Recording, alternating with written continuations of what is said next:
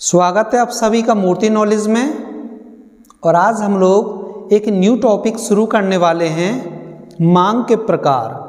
तो शुरू करते हैं मांग के प्रकार।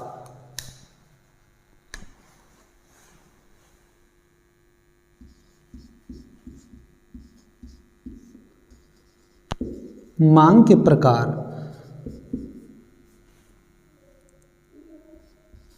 मांग के तीन प्रकार हैं। पहला है कीमत मांग,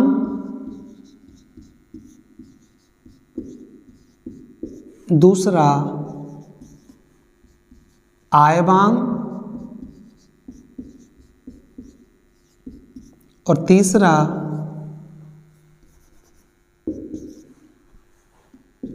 आड़ी मांग।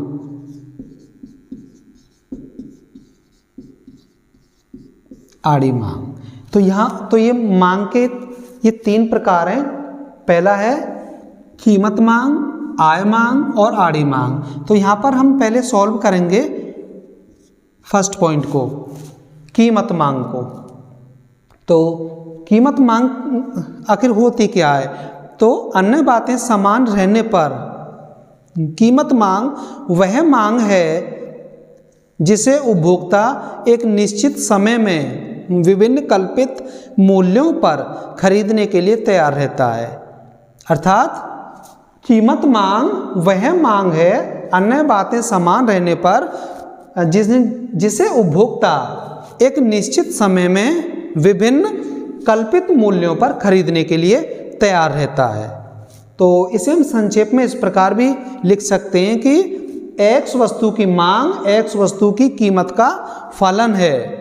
और इसे गणितीय जो भाषा में लिखेंगे वो इस प्रकार लिखेंगे, dx बराबर f कोष्टक में px। गणितीय भाषा में इस प्रकार लिखेंगे हम इसे। तो इसके चित्र के द्वारा जो व्याख्या करेंगे वो कुछ इस प्रकार करेंगे हम लोग। ये हो गया x अक्ष, मूल बिंदु O, और ये y अक्ष हो गया। शुरू में क्या होता है, मान लीजिए यहाँ पर होगी x वस्तु की मात्रा और यहाँ पर x वस्तु की कीमत। तो शुरू में उपभोक्ता की, मान लीजिए कि उपभोक्ता OP कीमत पर x वस्तु की ON मात्रा का उपभोग करता है और उसका संतुलन बिंदु E पर होता है। ये हो गया, ये मांग वक्र हो गया। अब क्या होता है कि x वस्तु की कीमत घटकर OP से OP 1 हो जाती है। तो x वस्तु की मांग भी ON से बढ़कर ON 1 हो जाती है। इस प्रकार ON 1 हो जाती है, जो कि संतुलन बिंदु E1 पर स्थापित होता है। तो ये जो वक्र है, ये वक्र कहलाएगा कीमत मांग वक्र। तो यहाँ पर हम लोग शुरू में देख रहे हैं कि जब x वस्तु की जो कीमत है वो OP है और OP कीमत पर उपभोक्ता x वस्तु की ON मात्रा का उपभोग कर रहा है, जिस पर संतुलन बिंदु E है। और जैसे ही OP से कीमत घटकर OP 1 हो जाती है, तो x वस्तु की मात्रा का उपभोग भी ON से बढ़कर ON 1 हो जाता है यहाँ पर। तो जिसका संतुलन बिंदु है E1। तो इस चित्र से ये साबित होता है, जैसे जैसे वस्तु की कीमत बढ़ती है मांग घटने लगती है, और जैसे कीमत घटती है मांग ON से बढ़कर ON 1 हो जाती है। ओके, तो ये थी कीमत मांग, जो कि x वस्तु की मांग x वस्तु का ही फलन होता है। अब हम समझेंगे आय मांग को, जो कि मांग का दूसरा प्रकार है।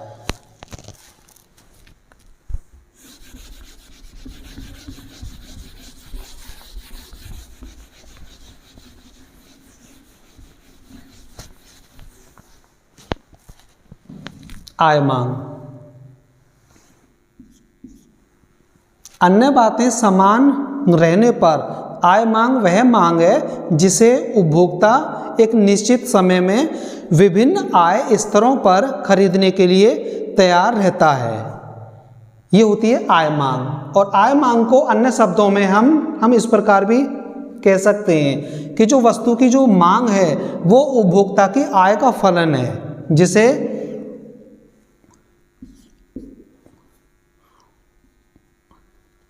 गणितीय भाषा में हम इस प्रकार भी लिख सकते हैं, dx बराबर f और कोष्टक में y, यानी जो मांग है वस्तु की वो उपभोक्ता की आय का फलन है। और इसे इसमें दो प्रकार की वस्तुएं आती हैं, एक श्रेष्ठ वस्तुएं, दूसरी निम्न कोटि की वस्तुएं। तो जो पहले हम जो चित्र की सहायता से इसकी व्याख्या करेंगे वो श्रेष्ठ वस्तुओं के संदर्भ में करेंगे।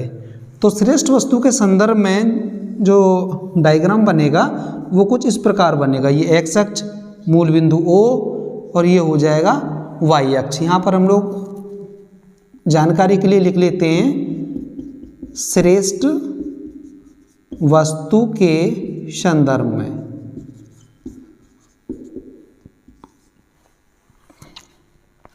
ये हो गया x वस्तु की मात्रा, यहाँ पर उपभोक्ता की आय। मान लीजिए कि शुरू में जो उपभोक्ता की आय है वो OP है, OP। तो इस OP पर उपभोक्ता x वस्तु की ON मात्रा का उपभोग करता है। इस प्रकार संतुलन बिंदु जिस पर E पर है उपभोक्ता। अब क्या हुआ कि उपभोक्ता की आय OP से बढ़कर OP1 हो जाती है, OP1। तो X वस्तु का उपभोग भी ON से बढ़कर ON1 हो जाता है। इस प्रकार संतुलन बिंदु जहां पर उपभोक्ता का E1 होता है, E1। श्रेष्ठ वस्तु के संदर्भ में जो मांग वक्र बनेगा वो धनात्मक यानी ऊपर को चढ़ता हुआ बनेगा। इसका सीधा सा मतलब ये है कि जैसे जैसे उपभोक्ता की आय में वृद्धि होती जाएगी, उपभोक्ता वस्तुओं की मात्राओं की मांग भी बढ़ाता जाएगा, यानी वस्तुओं के उपभोग में भी वृद्धि होती जाएगी। यानी उपभोक्ता की यदि आय में वृद्धि होगी तो उपभोक्ता के उपभोग में भी वृद्धि होगी। तो श्रेष्ठ वस्तुओं के संदर्भ में जो बनेगा वो मांग वक्र इस प्रकार का बनेगा, यानी श्रेष्ठ वस्तु के संदर्भ में मांग वक्र इस प्रकार का होगा।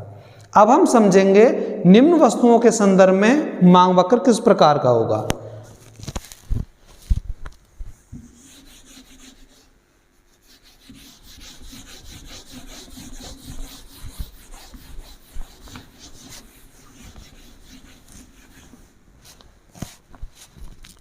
निम्न वस्तु के संदर्भ में जो मांग वक्र होगा वो कुछ इस प्रकार का होगा। ये हो गया x अक्ष मूल बिंदु O और ये y अक्ष। यहाँ पर आ जाएगा x वस्तु की मात्रा और यहाँ पर उपभोक्ता की आय।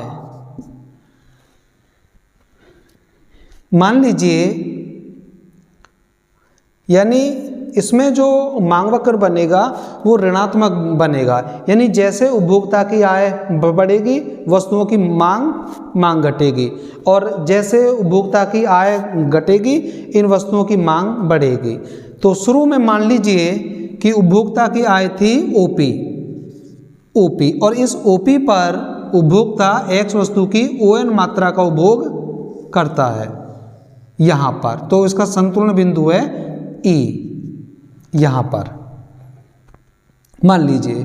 और जैसे ही उपभोक्ता की आय में वृद्धि हुई तो OP से बढ़कर OP1 हो जाती है। तो एक्स वस्तु का उपभोग घटकर भी ON से ON1 हो जाता है, इस प्रकार। तो ये एक संतुलन बिंदु होगा नया E1 और इन्हें मिलाने वाली एक मांग वक्र इस प्रकार होगा DD, यानी कीमत रेखा यहाँ पर इस प्रकार से होगा। यानी ये निम्न या हीन वस्तुओं के संदर्भ में मांग वक्र वो कुछ इस प्रकार का होगा। जैसे जैसे उपभोक्ता की आय बढ़ती जाएगी, इन वस्तुओं की मांग घटती जाएगी, और जैसे जैसे उपभोक्ता की आय घटती जाएगी, इन वस्तुओं की मांग बढ़ती जाएगी। जैसे कि शुरू में उपभोक्ता की आय थी OP, तो OP पर X वस्तु की मात्रा का उपभोग उपभोक्ता ON के रूप में कर रहा था, जिसका संतुलन बिंदु था E। और जैसे ही उपभोक्ता की आय बढ़कर OP से OP1 हो जाती है, वहीं पर उपभोक्ता ने निम्न वस्तुओं की मांग भी घटाकर ON से ON1 कर दी। तो इस प्रकार से ये आय मांग वक्र हमारा कंप्लीट हुआ। बढ़ते हैं अपने आड़ी मांग की तरफ। आड़ी मांग आखिर होती क्या है?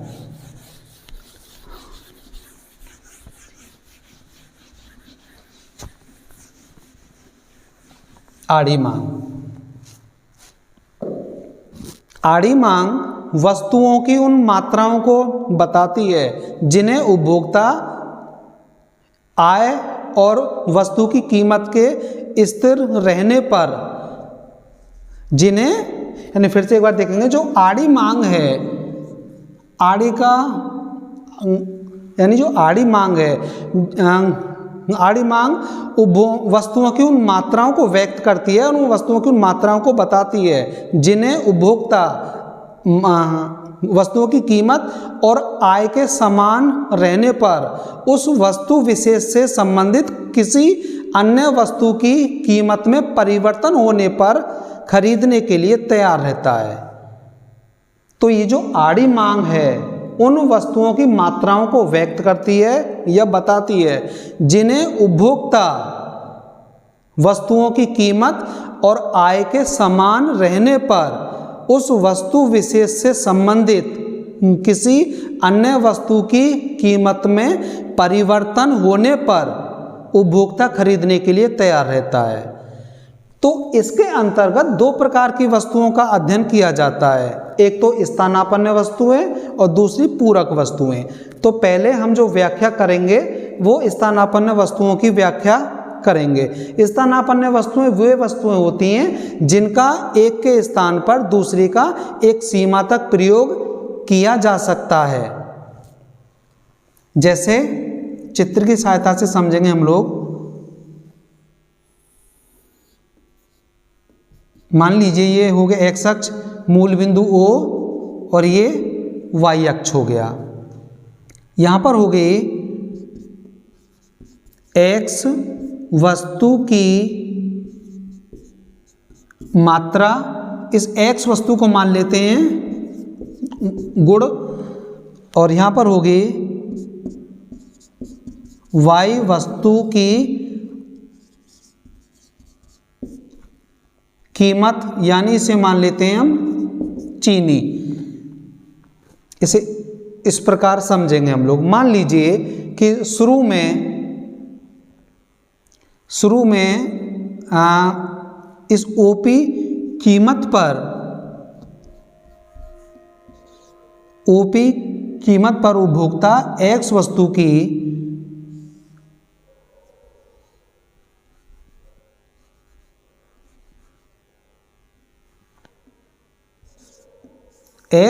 की ON मात्रा का उपभोग करता है, जिसका संतुलन बिंदु है E पर। अब क्या हुआ? अब जैसे ही इस वस्तु की कीमत में वृद्धि हुई, मान लीजिए कि OP से OP1 वृद्धि हुई तो इसने इस वस्तु की अपेक्षा X वस्तु की मात्रा में अधिक वृद्धि की, तो इसकी मात्रा बढ़ाकर ON से ON1 कर दी। ऐसे इस प्रकार तो इसका जो मांग वक्र होगा वो इस प्रकार होगा DD, ये संतुलन बिंदु होगा E1, ये हो गया E। तो ये जो स्थानापन्न वस्तु के संदर्भ में जो मांग वक्र बनेगा ये इस प्रकार ऊपर उठता हुआ बनेगा, अर्थात ये धनात्मक होगा, धनात्मक स्थानापन्न वस्तु के संदर्भ में, स्थानापन्न वस्तु के संदर्भ में मांग वक्र, तो ये कुछ इस प्रकार का होगा, ऊपर उठता हुआ होगा। यानी एक वस्तु की, यानी मान लीजिए कि दो वस्तुएं जैसे चीनी और गुड़, तो यदि चीनी की कीमत में वृद्धि हो जाती है तो उपभोक्ता चीनी की अपेक्षा गुड़ की मात्रा ज़्यादा उपभोग करने लगता है, यानी गुड़ की मात्रा को ज़्यादा खरीदने लगता है चीनी की अपेक्षा।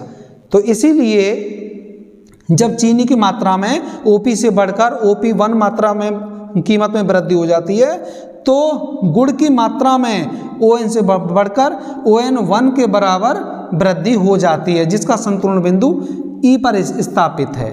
तो इस प्रकार जो स्थानापन्न वस्तु के संदर्भ में जो मांग वक्र हमें प्राप्त होगा वो धनात्मक प्राप्त होगा हमें।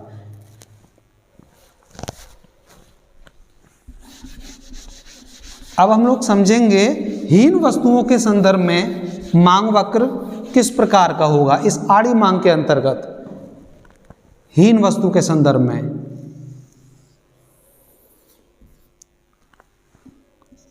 सॉरी हीन नहीं, पूरक वस्तु के संदर्भ में,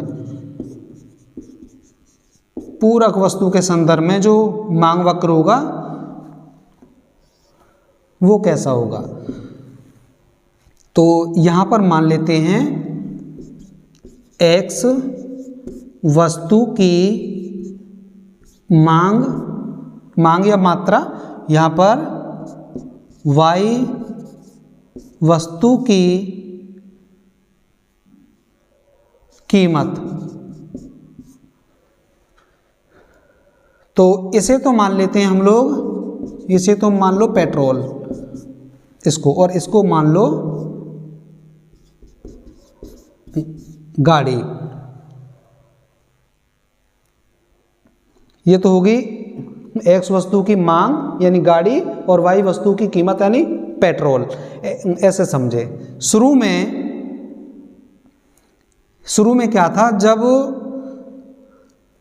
जब पेट्रोल की कीमत मान लीजिए OP थी इतनी OP, तो ON वस्तु का उपभोग हो रहा था वहां पर, मान लीजिए जिस पर उपभोक्ता का संतुलन बिंदु था E। अब पेट्रोल की कीमत बढ़कर या Y वस्तु की कीमत बढ़कर OP से OP1 हो जाती है, OP1। तो वहीं पर ये X वस्तु की मात्रा भी घटकर ON से ON1 हो जाती है, इस प्रकार यहां पर, जिसका संतुलन बिंदु है E1। ये हो गया मांग वक्र। तो इस प्रकार हम कह सकते हैं कि हीन वस्तु के संदर्भ में जो मांग वक्र प्राप्त होगा वो ऋणात्मक प्राप्त होगा। मान लीजिए कि यदि पेट्रोल की कीमत में वृद्धि होगी, जैसे OP1 है, ये पेट्रोल की कीमत है, तो हम लोग इस चित्र में देख रहे हैं कि OP1 कीमत पर X की मात्र ON1 वस्तु का उपभोग हो रहा है, या केवल गाड़ियों की ON1 संख्या ही मांगी जा रही है, या केवल गाड़ियों की ON1 मात्रा ही केवल खरीदी जा रही है। अब जैसे ही पेट्रोल की कीमत OP1 से घटकर OP हो जाती है तो गाड़ियों की मांग में वृद्धि भी होकर ON से होकर ON1 से होकर ON हो जाती है, जो कि पहले की अपेक्षा काफ़ी अधिक है। तो जो पूरक वस्तुओं के संदर्भ में जो हमें प्राप्त होगा मांग वक्र वो ऋणात्मक प्राप्त होगा।